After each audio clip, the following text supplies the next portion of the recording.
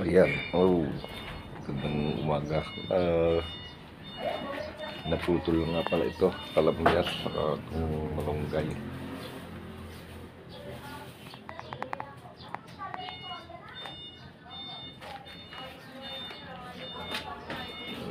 Nakakita na ng mga insekto na sa akin.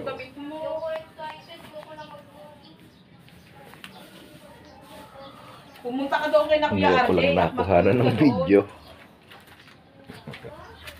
Oo, ayaw din. Ayan o.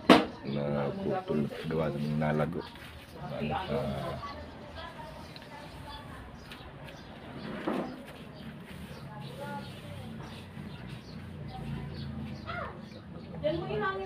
Ayan o. Parang masama ng mga panahon.